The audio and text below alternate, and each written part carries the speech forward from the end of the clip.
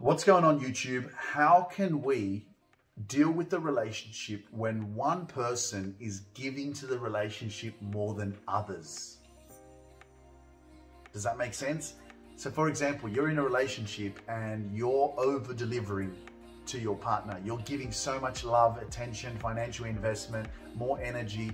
You're doing a lot more than the other person is doing in the relationship. How do you deal with that? But before I begin, don't forget to click that red subscribe button and hit that notification bell so that you can get notified every single time I upload new content. It's a blessing to be here with you guys. I hope you're having a great day. I hope you're enjoying the content. And if you do have any questions, please comment below. Let me know what you think. Let me know your thoughts. I love to hear from you.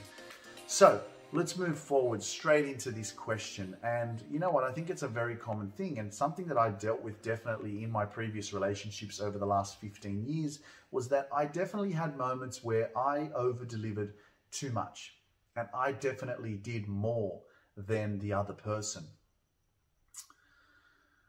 When I look at that, all I say in that kind of a relationship is that it's uneven and it's toxic. I truly believe that we deserve the love that we give. And if you're finding yourself being in a relationship where you are giving more than the other person, you have to ask yourself some questions. You have to ask yourself, am I satisfied with the amount of attention, love, communication, affection that I'm receiving from my partner?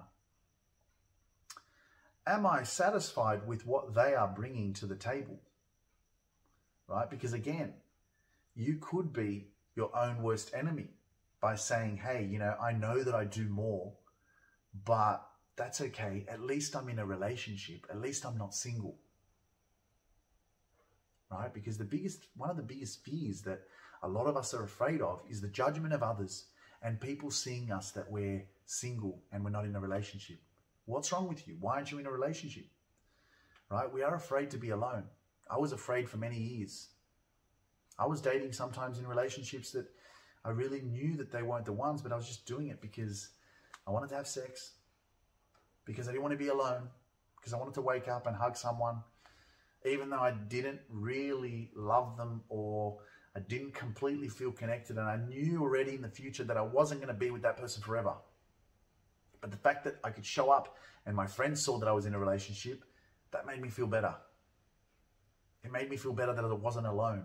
It made me feel better that I had someone, even though it wasn't the girl of my dreams, for example, right? So be aware of that. But you have to look at the table like a graph and say, okay, this is my side. This is their side. How much do I put on the table and how much do they? And you have to be honest with yourself. You really, really have to think about it and say, okay, I'm putting a lot more. What will I be satisfied with if I communicate to my partner how I'm feeling? What else can they do for you to feel more content in the relationship? Because again, communication is key, right? Communication about how you're feeling and what you're thinking and what you expect is very important. If you don't communicate, how will that person know? Maybe they're not even aware that you're over-delivering and they're just doing the bare minimum. Maybe that's just how they are. And if you don't communicate to them how you feel and what you're thinking, they'll never know. So presenting that kind of information is definitely the first step. Because then you get to know whether they really give a shit, whether they have a different love language. Because remember, everybody has a different way of showing love and affection. So maybe they're doing that in a different way and you haven't picked it up yet. So the biggest thing is communication, is actually bringing it to your attention and trying to work it out. Because if you don't give something attention, then it's just going to fester and you're never ever going to be satisfied in your relationship.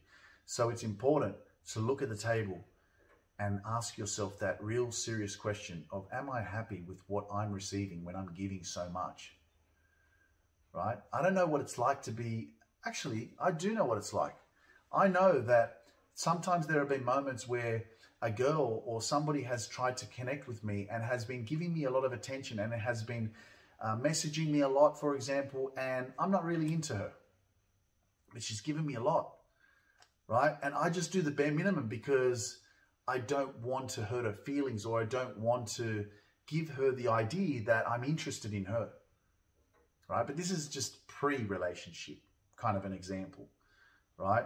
But eventually what it does come down to is if that person is persistent enough and they really want to date you, or they really want to see you, or they really want to go out on a date with you, that's when obviously I would have to come out and say, look, I really don't have the time, unfortunately. I'm not interested. I just want to focus on my priorities and I don't have time to date, right? That's when I would communicate. But when you're the one that's over-delivering and you're not receiving, it doesn't feel good. You feel shit. So you have to communicate with your partner and let them know how you feel, because there's nothing worse than giving and giving and giving, and then in the end it falls apart and you realize that that person never really loved you anyway. They were never really that, because that could be the case. That's most likely, from my experience in my previous relationships. Give so much, and then you freaking find out 12 months later that a person actually just wants to be friends with you. They don't even want to be in a relationship with you. They just didn't know how to tell you because they didn't want to hurt your feelings because you were just so nice, right? And that happens. So communication, be open, you know, share your intentions. Say, hey, you know what, man, like, I really like you. I really love you. I really feel like we can be something for the future, forever. If you say that kind of stuff straight away, like, or just in the relationship that you're in, what kind of a response do you think you're going to get? The person's either going to say, you know what, I feel the same. And you can say, well, I don't really feel it. What, you know, you don't really show it. And then they can go from there. Well, you can say, you know, I want to be with you forever. And they can say, hell no, I'm not interested. That's not what I'm here. I just, you know, I enjoy spending some time with you and stuff, but I just don't see us happening in the future. And when you hear that, well, then you can know, okay, I got to let you go. I'm gone. See you later. Anyway, guys, I hope that that was enlightening. I hope that my wisdom inspired you, or just gave you some thoughts to go, you know what, yeah, some of that makes sense. I connect with that, and maybe some of it doesn't. Let me know in the comments. Leave a question. I'd love to hear from you and reply to you as well. Now, if you're looking for a personal development coach or someone who can help you, inspire you, motivate you, give you some tips, strategies, tips, life hacks, so that you can transform your life and be the extraordinary person that you are, unlock that amazing greatness that you have within yourself. Maybe you're suffering from low self-esteem or anxiety or no purpose, or you don't know what your passion is. I'm here to help you. Email me, lukemindpower@gmail.com. I can't wait to hear from you. First session is free. Luke's Mind Power Podcast. I've got to share with you, there's over 70 amazing episodes. There's always a new episode every single week. Check it out. It's on all podcast platforms. I can't wait to inspire you more on there. And you can listen to that on the go, at the gym, in your car, wherever you want. It's amazing.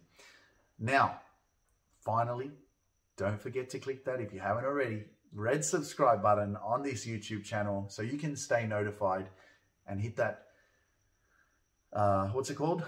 The notification bell.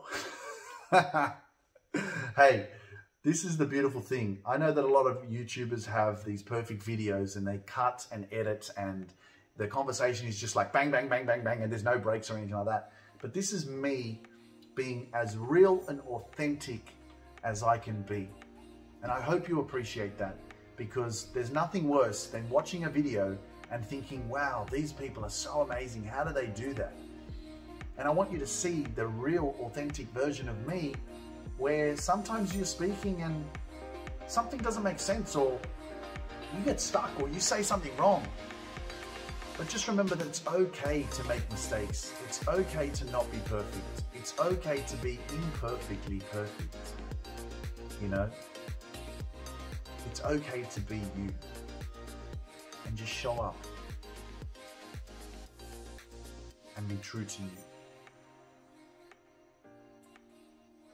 Sending you a lot of love. This is Luke Mind Power. I'll talk to you very soon. Peace.